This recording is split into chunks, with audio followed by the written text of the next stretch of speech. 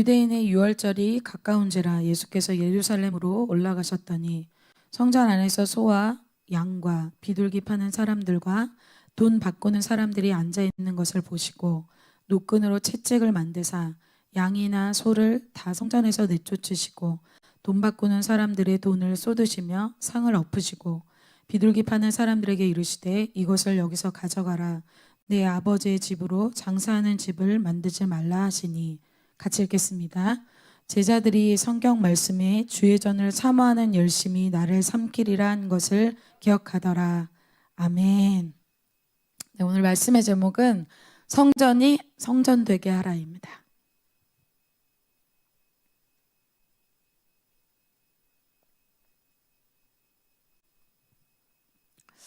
네, 여러분 오늘 교회에 오셨죠? 그리고 교회에 지금 예배 드리고 계십니다.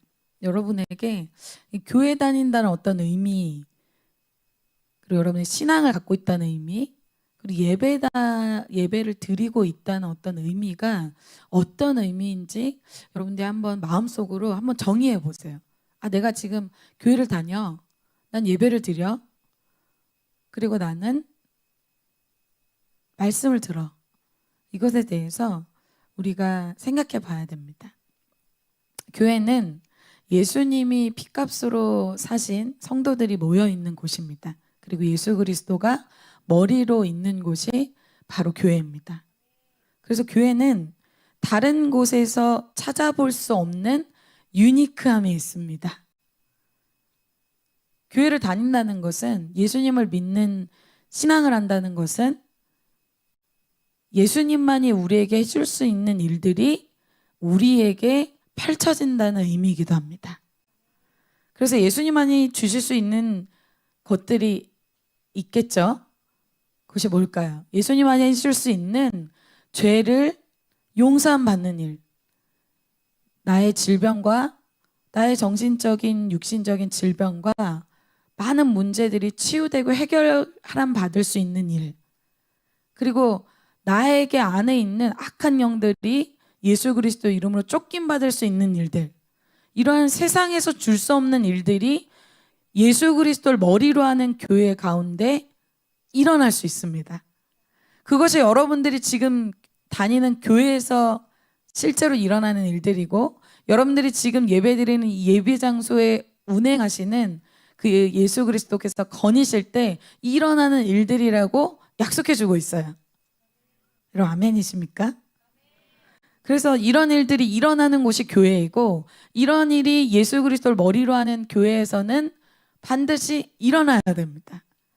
그리고 어떠한 보이는 어떤 치유와 축사와 이런 것뿐만 아니라 민족적으로 또 윤리적으로 사랑할 수 없는 그러한 정말 극악한 죄인들, 그러한 사람들도, 사랑할 수 없는 사람들까지도 사랑하게 되는 그러한 세상에서 볼 수 없는 사랑이 있는 곳이 바로 예수님이 머리로 있는 교회에서 일어나는 일입니다.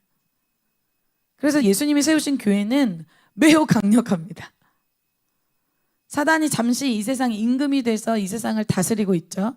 그래서 이 세상을 통제하고 이 세상 유행을 만들고 많은 일들을 하는데, 그런데 이 세상에서 유일하게 이러한 세상을 정화시키고 사람을 변화시키고 죄가 끊어지게 하고 이런 악한 영들을 내쫓음 받게 하는 유일한 곳이 바로 예수님의 머리로 한 그 교회라는 유일한 기관을 하나님이 우리에게 주셨습니다. 교회를 다닌다는 것은 예수님이 있는 그 교회에 왔다 갔다 한다는 어떤 의미가 아니에요. 그냥 출석을 하는 의미가 전혀 아닙니다. 나 오늘 교회 갔다 올게. 나 오늘 주일 성수했어. 나 예배 드렸어. 그것이 신앙이 아니고 그것이 교회를 다닌다는 의미가 아니에요. 그래서 여러분, 어떤 교회를 다닌다는 것이 하나의 어떤 종교 생활, 경건 생활, 조금 착해지는 사람이 된다는 정도로 아시면 정말 정말 속는 것입니다. 왜냐? 하나님이 우리 안에, 예수 그리스도 안에 있는 치유와 축사와 구원과 수많은 것들을 주님이 준비하고 계신데, 이것을 전혀 누리지 못하는 안타까운 인생이 되기 때문이죠. 즉 교회 안에서 종교 생활하다가 심판받는 인생이 되는 겁니다. 이번 주 말씀에도 그런 말씀, 왕의 청함을 받은 그런 많은 사람이 있었습니다. 하나님이신 왕이 다 차려놓은, 임금이 차려놓은 그 왕의 잔치에 반응하지 않습니다. 근데 오긴 오는데 청함을 받긴 하는데 택함을 받지는 못해요. 그것은 무슨 얘기예요? 나의 예복이 준비되지 않는, 이 예배를 이렇게 드려도 그냥 밍숭밍숭한 거예요. 죄사함이 임하거나 회개가 임하거나 나의 죄에 대해서 애통하거나 나의 안에 있는 어둠의 이런 진지들, 영들이 축사되거나 이런 일들이 일어나지 않는다는 거예요. 그러면서도 내 안에 무슨 생각이 있어요? 난 예배 드려. 난 구원 받을 거야. 난 천국 갈 거야. 착각입니다. 그래서 여러분, 어떤 봉사를 하고 있기 때문에, 이렇게 예배 드리기 때문에 주일 성수하고 어떤 목요 예배까지 나는 나오는 사람이야, 여러분 물론 좋습니다. 응원합니다. 그러나 그것으로 만족하면 안 된다는 거예요. 청함을 받은 것으로 만족하면 속습니다. 종교 생활하다 지옥 가는 삶을 살게 돼요. 우리의 우리의 어떤 목표, 신앙의 목표는 예수 그리스도를 머리로 하는 이 교회 안에서 신앙생활 한다는 이 목표는 죄사함, 천국에 대한 확신, 악한 영이 떠나가는 어떤 축사들, 나의 인생의 왕이 예수 그리스도가 되는 이러한 것이 되시기를 축복합니다. 여러분, 교회의 어떤 예배에 만족하면 여러분의 구원은 사실 없습니다. 여러분, 그것을 냉정하게 오늘 기억하셔야 돼요. 오늘 그러한 역사가 일어나는 예배가 될 줄 믿습니다. 예수님이 주시고자 하시는 역사들이 우리 각 개인에게 일어나야 돼요. 지난 주부터 저희가 요한복음 1장 요한복음의 내용에 이제 예수님이 제자들과 공생애를 시작하시고 처음 가나안 혼인잔치, 혼례잔치에서 물을 포도주로 만드는 기적을 봤습니다. 오늘은 두 번째로 예수님이 기적을 행한 이런 가나안 혼인잔치의 이야기가 끝나고, 오늘은 예수님이 이 다른 유대인들, 이스라엘 백성들과 같이 동일하게 6월절에 성전에, 이 예루살렘 성전에 올라가시는 내용이 오늘 내용입니다. 예수님이 또 이스라엘 백성이 6월절에 성전에 올라가는 것은 하나님을 만나기 위해서 가는 것이죠. 하나님을 만나기 위한 성전입니다. 네. 이스라엘의 모든 성인 남자들은 이 3대 절기를 지킵니다. 이 20세 이상 되는 이 남자들은 이 오늘 보는 이 6월절, 오순절, 이 장막절에 모두가 이 이스라엘 이 예루살렘에 가서 제사를 드려야 됐습니다. 13절에 이렇게 얘기하고 있어요. 유대인의 6월절이 가까운지라 예수께서 예루살렘으로 올라가셨더니, 예수님도 유대인으로서 오늘 6월절이 가까우기 때문에 제사를 드리러 예루살렘 성전에 올라가신 내용이 오늘 이 13절 내용입니다. 이 6월절은 이스라엘 백성이 출애굽한 것을 기념하는 날이에요. 그래서 이 이스라엘 백성은 출애굽한 백성을 이야기해 주는 것이죠. 이스라엘 백성의 가장 큰, 이스라엘의 이 역사상에 또 이스라엘의 인생에서 가장 큰 어떤 이벤트, 가장 큰 사건이라고 볼 수 있는 것이 바로 이 출애굽 사건입니다. 이 6월절은 평생 노예로 살 수밖에 없는 이 애굽의 노예였던 이스라엘 백성이 그 비참한 인생에서 하나님의 놀라운 특권과 은혜로 출애굽하게 되는 이 사건을 기념하는 것이 이 6월절입니다. 그래서 여러분, 여러분에게 출애굽의 사건이 있으십니까? 교회를 다닐 때 이것이 중요해요. 나에게 정말 출애굽의 사건이 있는가? 정말 버려진 것 같은, 죄를 끊을 수 없는 나의 인생에 이런 이스라엘 백성이 하나님의 특별한 은혜로 애굽을 나온, 홍해를 건넌 이러한 새 인생을 산 경험이 있는가? 이것이 정말 중요합니다. 이 출애굽에 대해서 이 출애굽하는 과정은 수많은 어떤 기적을 주님이 행하시지만 가장 결정적으로 이스라엘 백성이 애굽에서 나올 수 있었던 가장 핵심은 어린 양의 피 때문입니다.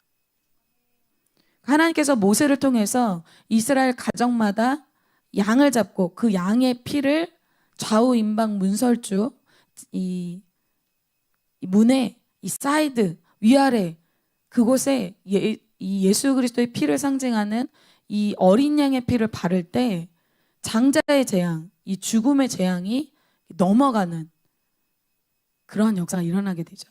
이 어린 양의 피를 바르지 않은 애굽의 많은 사람들의 집에 장자가 죽게 되는 일들이 일어났습니다. 그래서 유월절의 뜻이 히브리어에서 파생된 말이에요. 그것이 넘어가다라는 의미가 있어요. 심판, 이 재앙들이 예수 그리스도의 피, 어린 양의 피 때문에 넘어간다는 것이죠. 이때 출애굽 때 나올 수 있었던 결정적인 사건이 바로 이 어린 양의 피 때문입니다. 이것이 예표적인 사건이죠. 그래서 예수님의 죽음이 실제로 신약에 와서 예수님이 돌아가실 때 이것이 유월절 기간에 이루어집니다. 예수님이 유월절 어린 양이 되시는 것이죠. 그래서 여러분 하나님을 믿는다는 것, 그 예수 그리스도를 믿는다는 것, 이렇게 교회를 다닌다는 것은 어떤 의미냐면 출애굽을 경험하는 거예요. 나의 죄가 예수님의 십자가 보혈로 용서함을 받는 죄사함을 체험하는 것입니다. 그래서 이것을 요한복음 3장에서는 오늘 요한복음 2장 또 그리고 3장에 들어가서 예수님이 계속해서 그것을 설명해 주고 있어요. 그것을 요한복음 3장에서는 거듭남이라고 표현하죠. 요한복음 3장 3절입니다.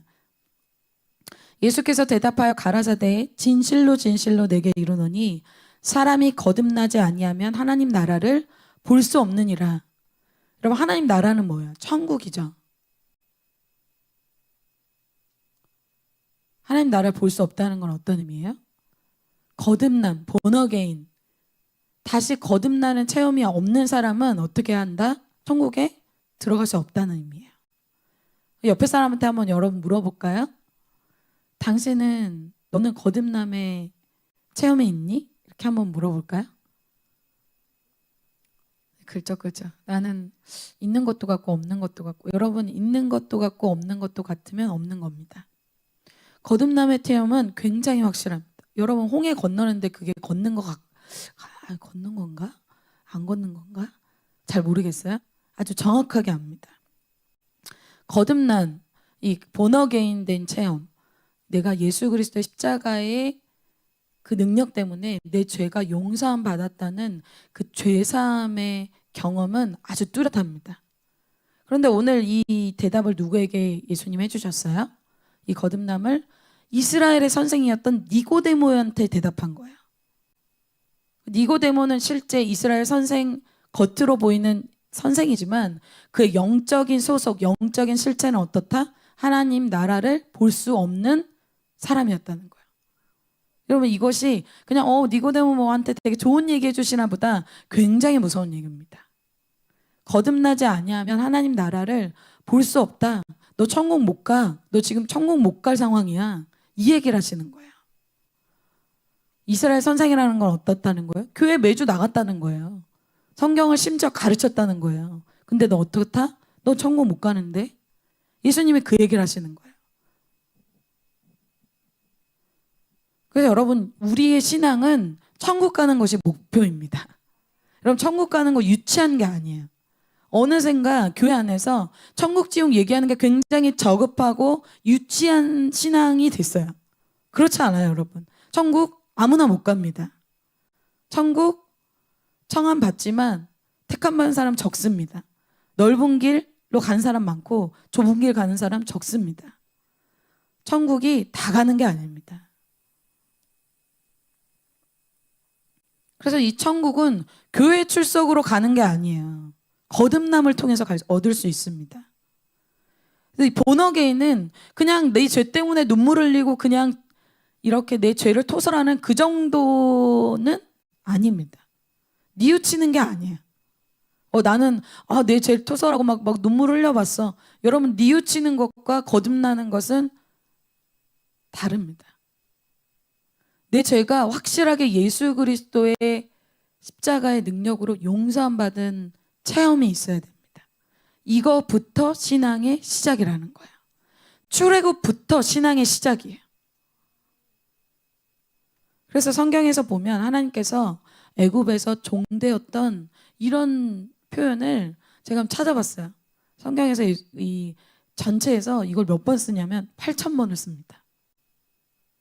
이게 얼마나 중요한지. 그래서 여러분, 반복적으로 교회 활동하는 거, 봉사하는 거, 그냥 고해성사하듯이 눈물 그냥 흘리는 거, 이것을 신앙이라고 생각하시면 안 됩니다. 착각하시면 안 돼요. 하나님이 정말 주시려는 것이 무엇이냐? 출애굽이라는 거야. 죄의 자리인 이 애굽에 죄의 노예로 살고 있던 나의 인생에 혁신적이고 개혁적인 변화가 일어나는데 애굽에서 나오게 된다는 거야. 죄의 노예에서 살던 나의 인생이 죄가 끊어지고 예수 그리스도의 보혈로 내 인생이 완전히 새로워지는 그 거듭남이 바로 출애굽입니다. 그게 무엇 때문에 가능하다? 유월절 어린 양이 예수 그리스도의 피 때문에 가능하다는 거야. 그 예수 그리스도의 피는 강력한 피입니다. 그래서 예수님이 주시고자 하시는 것은 교회 생활, 그냥 문화 생활, 조금 착한 사람이 되는 거, 내가 부모님 때문에 어쩔 수 없이 그냥 교회 나와보지. 여러분, 다른 사람 때문에 교회 나오시면 안 됩니다. 나를 위해서 나와야 돼요. 나의 천국을 위해서, 나의 영생을 위해서 나와야 돼요. 그래서 무엇을 주십니까? 죄의 자리에서 어때요? 죄를 책망하는 말씀을 주님이 주시잖아요. 왜 줄까요? 판단하고 정죄하는 걸까요?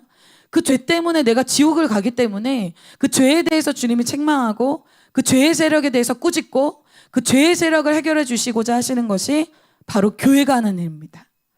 교회 와서 교양 생활하고 기분 나쁘지 않으려고 내 자존심 세우려고 하면 여러분, 이것은 아주 크게 오해하고 실수하는 겁니다. 죄를 해결함 받는 곳이 바로 교회입니다. 근데 말씀 들을 때 나는 그런 사람 아니야. 나는 그렇게 나쁜 사람이 아니야. 뭘 모르는 거죠. 주님이 출애굽을 시켜주시려고 하시는데 그냥 나는 다른 사람한테 인정받기 위해서, 다른 사람에게 좋은 사람 되기 위해서 교회 출석한다? 여러분, 정말 핵심 키를 모르는 겁니다. 여러분에게 정말 이 본어게인, 거듭남, 이러한 예수 그리스도의 십자가의 용서를 강력하게 체험하시는 여러분이 되시기를 축복합니다. 그래야 여러분이 정말 신앙을 하는 거예요. 오늘 이러한 특별한 사건, 이 죄의 자리에서 죄의 노예로 살던 이스라엘 백성이 특별한 하나님의 이 기적적인 이 어린 양의 피로 애굽에서 나오는 놀라운 은혜를 받은 이것을 기념하는 것이 유월절이라는 것입니다. 유월절이 굉장히 의미가 있죠. 그것을 기억하는 것이 바로 유월절입니다. 하나님께서 이 날을 절기로 지키라고 하셨어요. 무엇을 기억하는 걸까요? 이 유월절은 두 가지를 기억해요. 첫 번째는 내가 어떠한 자였는지를 기억하는 겁니다. 내가 애굽에서 죄의 노예로 비참하게 나를 도와줄 아무 사람이 없는 그곳에서 있었던 사람이라는 거. 이번에 저희가 동역자 합석 시작했는데 할 때 처음 여는 예배를 드렸습니다. 다윗과 사울에 대해서 말씀을 전했는데 많이 동역자들도 많이 울고 저도 많이 울었어요. 다윗이 받았던 첫사랑, 이 사울이 받았던 첫사랑, 둘 다 똑같은 큰 은혜를 받았는데 그것을 사울은 잃어버렸고 다윗은 그것을 기억하고 있었습니다. 이 6월절에 예수님이 하나님이 기억하길 원하시는 것이 이스라엘 백성, 너가 원래 어떤 자였냐? 애굽의 노예로 살던 너의 원래의 신분, 원래의 처지, 원래의 모습, 그것을 기억하라는 거죠. 그런 소생할 수 없는 그런 죄인이었던 너의 인생을 내가 어떻게 했다? 어린 양의 그 예수 그리스도의 피로 내가 값없이, 아무 조건 없이 내가 값지불해서 너를 핏값 주고 내가 너를 샀다. 내가 너를 용서해줬다. 이것을 계속 기억하길 원하신다는 거예요. 여러분 수련회 얼마 지나지 않았죠? 그때의 눈물 아직도 있으십니까? 사람이 시간이 지나면 금방 자기 또 그 눈물, 자기 원래 모습 다 잊어버립니다. 그래서 어때요? 하나님 도와주시는 거죠. 이것을 기억해. 이것을 절기로 해서 나를 기억해라. 네가 어떤 자였는지, 그리고 네가 어떤 은혜를 받았는지, 내가 너를 얼마나 특별하게 사랑했는지, 내가 너를 얼마나 특별하게 희생했는지, 내가 너를 위해서 예수 그리스도를 준 것에 대해서, 예수님의 희생과 예수님의 피에 대해서 묵상해 보도록 하시는 거죠.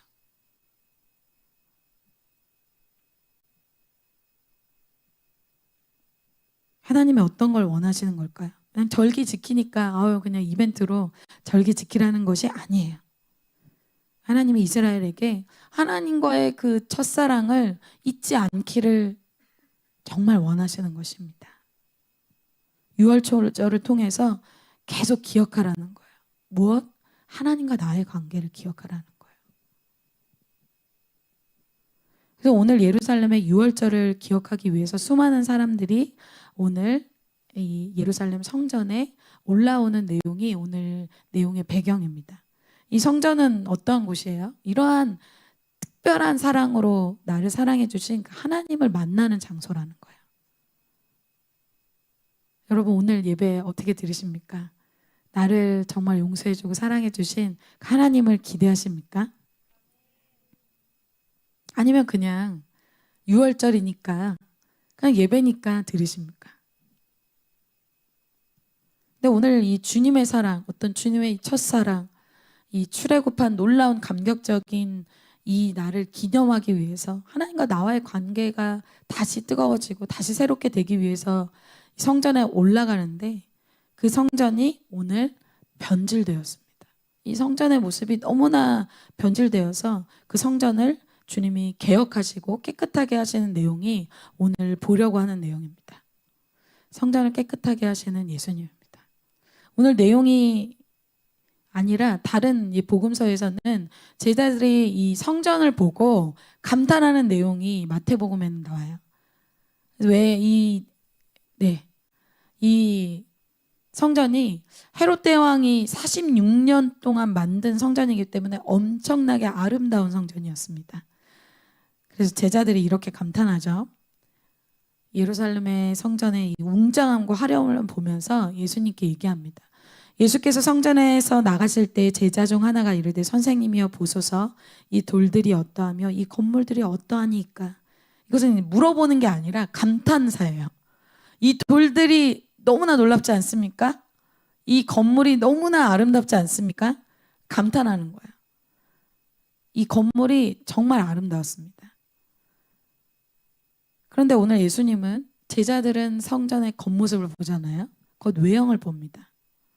이 성전 안에 무엇이 있는지보다는 제자들은 성전 밖의 외형, 그것에 집중하는 것이죠. 예수님이 오늘 보시는 것은 성전 안에 무엇이 있는지를 보십니다. 예수님이 6월절이 되어서 성전에 와보니까 하나님을 만나고 그 출애굽을 기억하고 그 6월절을 지키기 위해서 오는 이런 놀라운 아름다운 장소가 아니라 이 성전이 완전히 변질되어 있는 모습을 보게 됩니다. 14절에 이렇게 얘기하고 있어요. 자매님들이 한번 읽어주시겠습니다. 시작.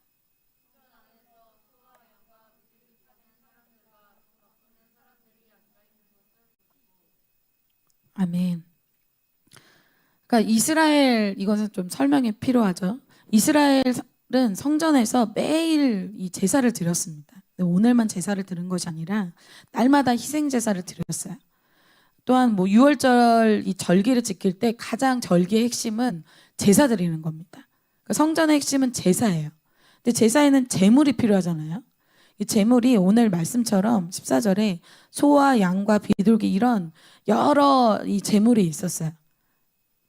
그래서 이 제물들은 가난한 사람은 비둘기를 하기도 하고 또 조금 괜찮은 사람은 양을 하기도 하고 소를 하기도 해서 이 제사를 드리는 그곳이 성전이었습니다. 그런데 이 제물을 드릴 때 제사장이 인정한 제물이어야 했어요.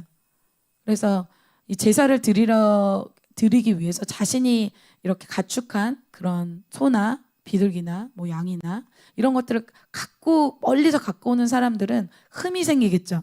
흠이 생기는 이 가축은 제사용으로 쓸 수가 없었습니다. 그래서 친절하게 성전 안에서 제사용 이러한 동물들을 파는 일들을 했어요. 그런데 이 당시에 제사장들이 어떤 일을 행했냐면 굳이 제사에 드려도 되는 이러한 동물들을 집에서 갖고 온 동물들을 쓰지 못하게 하고 오히려 성전 안에서 파는 그러한 비싼 고가의 동물들을 제사용으로 팔기 시작했습니다. 그래서 그것으로 이윤을 남기면 그것을 가져가는 것이죠.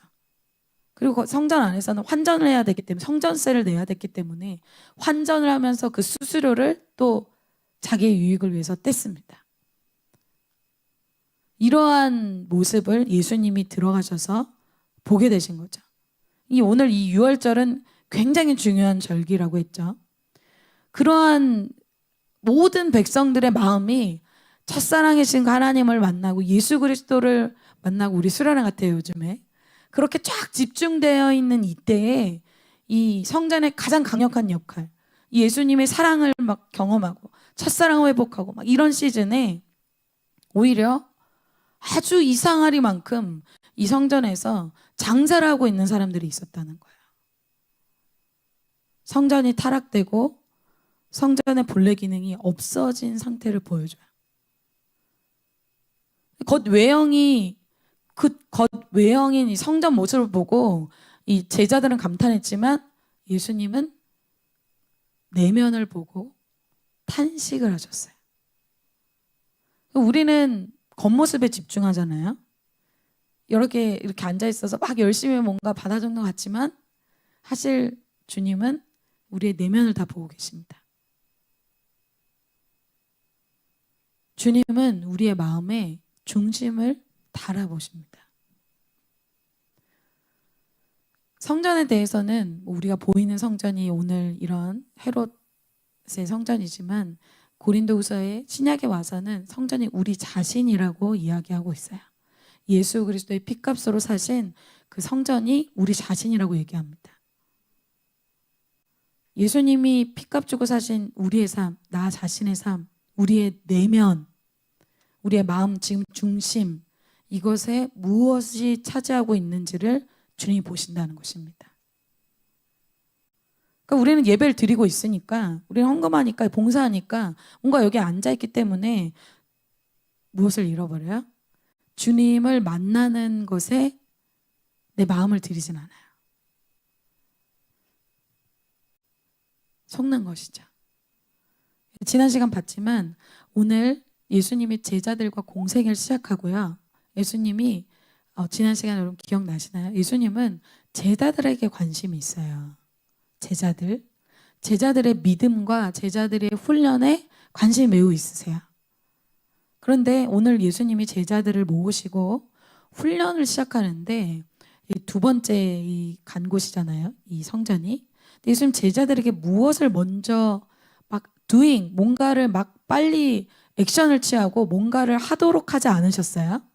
오늘도 그렇고 지난 시간에 가나안 혼인잔치 갔을 때 제자들이 한 거 아무것도 없어요. 제자들은 그냥 보기만 했어요. 오늘도 제자들이 예수님하고 같이 예루살렘 성전 들어가거든요.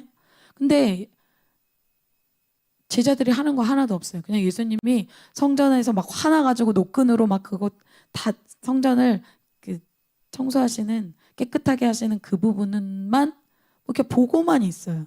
제자들은 하는 게 없어요. 근데 여러분 한번 생각해 볼까요? 제자들 편에서나 예수님 편에서 생각하면 세상에서는 어떤 거대한 프로젝트를 위해서 몇몇 사람들이 팀으로 모인 거예요. 그런데 세상에서는 어떻게 해야 될까? 빨리 뭔가를 해야 되잖아요. 액션을 해야 되고 서로 뭔가를 거기서 잘 감당하는 모습을 보여주고 경쟁하고 뭔가 이슈를 만들어서 빨리 일을 주고 또 그 안에서 평가를 하고 그렇게 하잖아요. 근데 예수님이 달라요. 예수님이 아무것도 안 시켜요. 제자들 그냥 계속 보게만 해요. 왜요? 예수님이 의도하신 거예요. 예수님이 제자들과 사역을 시작하시고 제자들에게 중점적으로 다루는 게 뭐예요? 내면이에요. 내가 어떤 일을 하는 사람이, 여러분 우리가 이런 거에 집중하잖아요. 너는 어떤 일을 하는 사람이야? 너의 학교는 어디야? 너의 직장은 어디야? 이런 거에 집중하자. 겉사람. 너 직분이 있어? 없어? 이 겉사람에게 우리는 집중하는데 예수님이 오늘은 제자들을 훈련하시는 걸 보면 너는, 너의 내면은 어떤 사람이냐, 이것에 굉장히 집중하시면서 훈련하십니다. 그러니까 내가 하는 일이 아니라 나 자체, 나의 내면, 내 속사람, 내 마음의 진짜 중심에 뭐가 있는지에 더 관심이 있으시다는 거예요. 그러니까 우리는 보는 거에 속잖아요. 나는 이번에 동역자 됐어. 나는 뭐 캠퍼스 어디 학교 다녀. 나는 학점 잘 받았어. 나는 이런 직장 다녀. 보이는 것으로 나를 증명하려고 하잖아요. 그렇게 했으면 예수님이 제자들 데리고 빨리 뭔가 이슈를 만들고 기적도 연회장 중간에서 막 행했겠죠. 근데 예수님이 하시는 일들이 그렇지가 않아요. 뭐예요? 주님이 집중하는 것이 우리와 다르다. 그러한 겉사람 말고 너는 어떤 사람이냐, 너의 내면은 어떤 사람이냐, 주님이 이것을 제자들에게 비춰보고 알게 하고 이 그릇을 준비를 먼저 하십니다. 어떤 사람은 뭔가를 막 빨리 하려고 하잖아요. 마태복음 23장 26절 27절에 이렇게 말씀하고 있죠. 눈먼 바리새인이여, 너는 먼저 안을 깨끗이 하라. 그리하면 겉도 깨끗하리라. 화 있을진저 외식하는 서기관들과 바리새인들이여, 회칠한 무덤 같으니 겉으로는 아름답게 보이나 그 안에는 죽은 사람의 뼈와 모든 더러운 것이 가득하도다. 이들이 실패한 이유, 이들이 예수님께 선택받지 않은 이유, 이들이 회개하지 못한 이유 뭐예요? 너의 안을 살펴보지 않기 때문에. 너의 안의 내면을 지금 살펴보지 않지 않냐. 너의 내면을 봐라. 너희 내면에 뭐가 있냐. 죽은 사람의 뼈와 모든 더러운 것이 가득한 것이 너의 내면이다. 겉사람 말고, 너가 포장하고 있는 너 겉사람 말고, 네가 사람들에게 보여주는 그 모습 말고 너의 내면, 너의 중심, 너의 실제, 너 영적인 정말 실체, 너를 붙잡고 있는 너의 삶에 인격화된 그 어둠의 영들. 그래서 내 안에, 내면에, 성전 안에, 내 성전인 내 내면 안에 예수님 왜 들어가 있는가? 내 안에 분노와 용서하지 못한 것, 음란과 종교성과 이 더러운 것이 가득한데 그거에 대한 심각성이 전혀 없는 거예요. 예배 드릴 때 그거에 대한 애통함이 전혀 없는 거예요. 그래서 내면이 깨끗해지는 만큼 하나님께 쓰임받을 수 있는 거예요. 내면이 깨끗해지지 않으니까 바리새인과 서기관 쓰임받을 수가 없습니다. 자, 생각해 볼까요? 지난 시간부터 제자들이 볼 때 하나님의 역사에 누가 쓰임받는 거지? 가나안 호인잔치에 제자들은 아무것도 안 해요. 근데 하나님께 쓰임받는 사람들이 있는데 종들이에요. 하인의 신분을 갖고 있어요. 겉사람은.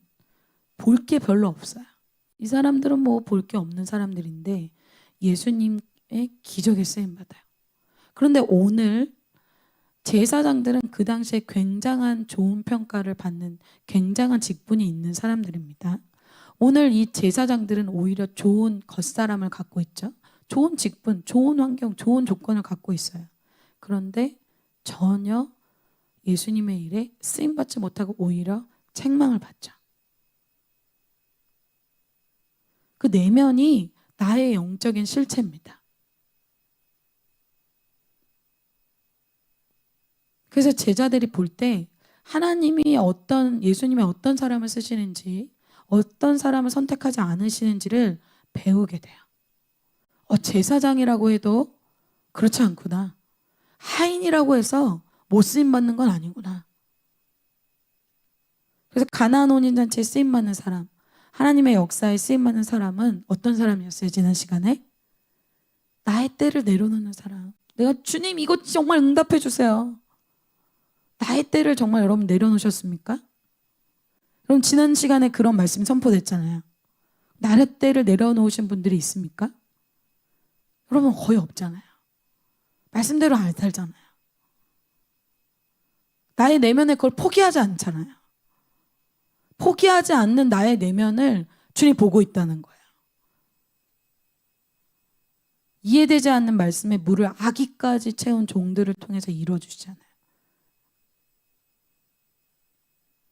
그렇다면 나는 순종의 물을 채우는지, 나는 기도의 물을 채우는지, 아니면 정말 내 마음대로 그냥 사는지, 나의 내면의 선택, 이걸 주님이 보고 계시다는 거예요. 예배 참석이 아니에요. 예수님이 쓰실 수 없는 사람 누구예요? 오늘 이 성전을 지키고 있는 이 제사장들이에요. 쓰실 수가 없습니다. 제자들이 어떤 일을 하기 전에 오늘 제자들을 데리고 다니시면서 예수님이 어떤 일들을 보여주시는데, 그것은 제자들이 내가 어떤 사람이 되어야겠다라는 내면을 다루시는 것입니다. 어떤 사람이 쓰임받아요? 내 안에 찌꺼기가 제거된 깨끗한 내면을 가진, 깨끗한 영을 가진 사람을 주님이 사용하십니다. 주님이 이 성전을 깨끗하게 하시기 위해서 장사하는 자들을 내어 쫓으십니다. 마지막입니다.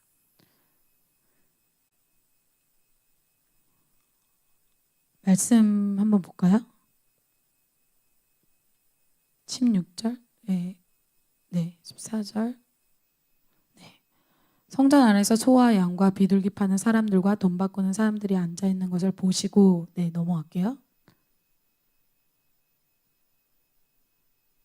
16절, 17절. 네. 노끈으로 채찍을 만드사 양이나 소를 다 성전에서 내쫓으시고 돈 바꾸는 사람들의 돈을 쏟으시며 상을 엎으시고. 여러분 예수님의 이미지가 어떤 이미지인지는 잘 모르겠어요. 여러분들이 생각하는 예수님이 거룩한 분노가 일어나셨습니다. 성전 안에 이 들어오지 않아야 될 것들이 가득 들어와서 이곳 안에서 어떻게 한다? 채찍을 만들어서 그것을 내쫓으시고 돈 바꾸는 사람들, 환전하는 사람들, 그런 사람들을 다 내쫓으십니다. 비둘기 파는 사람들에게 이르시되 이것을 여기서 가져가라. 내 아버지의 집으로 장사하는 집을 만들지 말라 하시니. 17절. 제자들이 성경 말씀에 주의 전을 사모하는 열심히 나를 삼키리라는 것을 기억하더라. 예수님의 이 거룩한 분노가 예수님을 삼킬 만큼 엄청난 분노에 휩싸이셨습니다. 예수님이 우리의 몸된 이 성전을 어떻게 사용하시는지에 굉장한 관심이 있으십니다. 우리의 내면에 관심이 있으시죠? 그런데 이것이 더러워졌을 때, 변질되었을 때 주님이 느끼시는 거룩한 분노가 있습니다. 그들의 겉모습, 아름다운 성전의 모습이 아니라 그들의 정말 내면의 실체를 보시면서 주님이 분노하시는 거죠. 이것을 누가복음에서는 이렇게 표현합니다. 그들에게 이르시되 기록된 바 내 집은 기도하는 집이 되리라 하였거늘 너희는 강도의 소굴을 만들었도다 하시니라. 너희 내면은 너희가 보여주는 그 모습과 다르게, 너희 직분과 다르게, 너의 실제 보여지는 모습과 다르게 너의 속은 강도의 소굴이다. 성전은 주님의 첫사랑을 기억하고 주님을 만나고 주님을 예배하고 주님께 용서를 받고 주님께 죄사함을 받는 그러한 소중한 곳임에도 그곳이 변질되었다. 그곳에 온갖 더러운 것들이 가득한 곳이 되었다. 내가 영광받고 내가 이익을 취하고 내가 잘되고, 그걸 뭐라고 합니까? 강도입니다. 원래 내 거가 아닌데 그것을 빼앗는 게 강도입니다. 주님을 이용해서 내가 영광받고 내가 이익을 취하고 내가 잘 되는 것. 그런데 여러분, 예수님이 이렇게 엄청난 분노를 하시고 이것을 내쫓으실 때 사실 이러한 내면의 실체를 보여주시는 것이 제사장들에게 은혜입니다.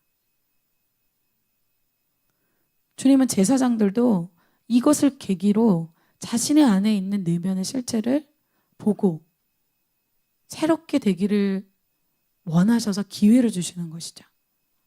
그래서 여러분, 어떤 말씀을 들을 때 주님의 말씀이 찔림이 되고 어렵고 힘들고 그러한 말씀들, 나의 죄를 지적하는 말씀, 나의 내면을 지적하는 말씀들, 이것이 기회입니다.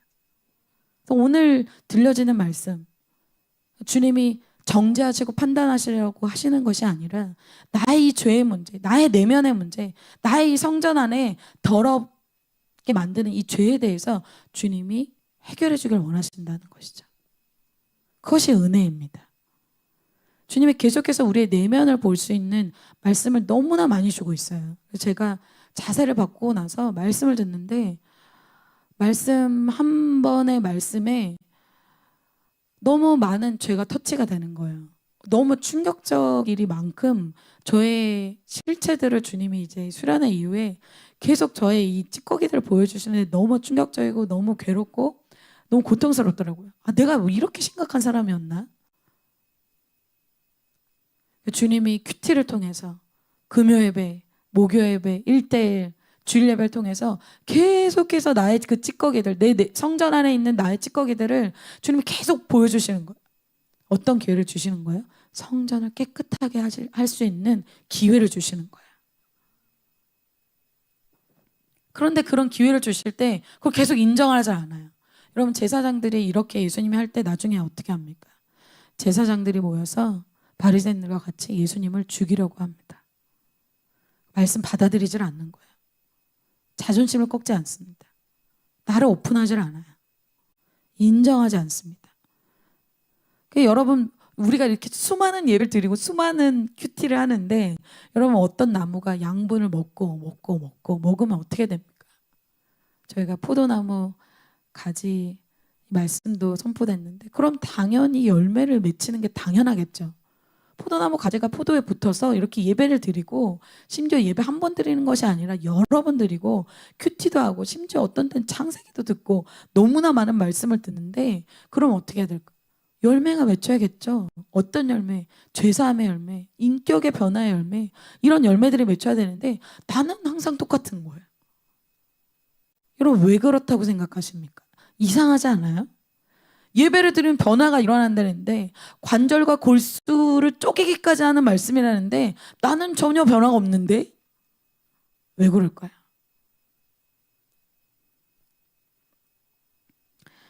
마가복음 11장 13절 14절에 예수님이 이렇게 얘기하신 적이 있습니다.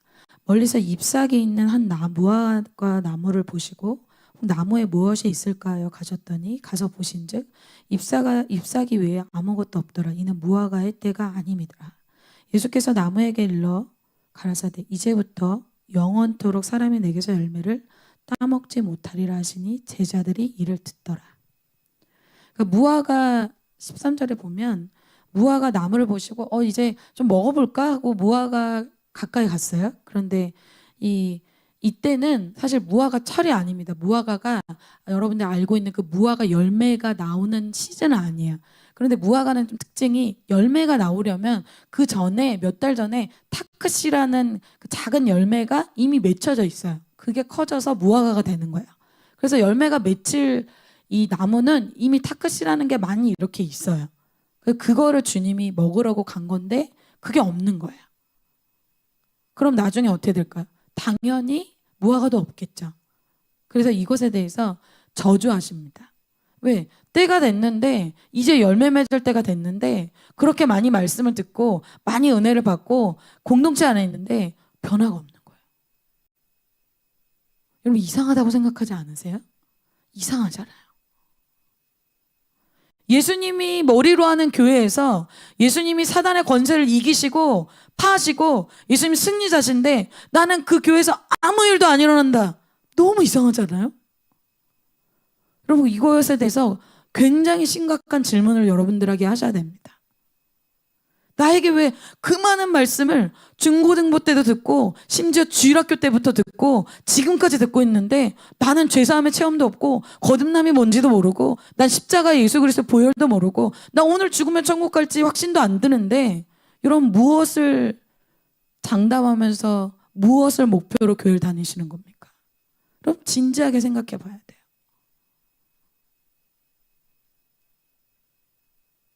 내가 예배를 드린 만큼, 내가 기도한 만큼, 내가 말씀을 들은 만큼 열매가 있는 게 자연스럽잖아요. 나 이렇게 말씀을 듣는데 왜 열매가 없을까? 왜? 다 모든 것을 종교로 하고 있기 때문에 그래요.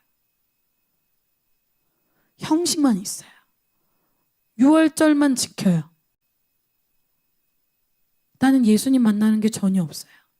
예배 드린 걸로 만족해요. 속는 거예요. 여러분, 속는 것입니다. 시간을 낭비하죠. 천국 갈 기회를 낭비하죠. 나의 인생이 지옥으로 가고 있는지 모르죠. 여러분, 잠에서 깨어나셔야 됩니다. 종교에서 깨어나셔야 돼요. 여러분, 교회 다니는 게 여러분에게 천국 티켓 주는 것 전혀 아니에요. 여러분, 정신을 차리셔야 돼요.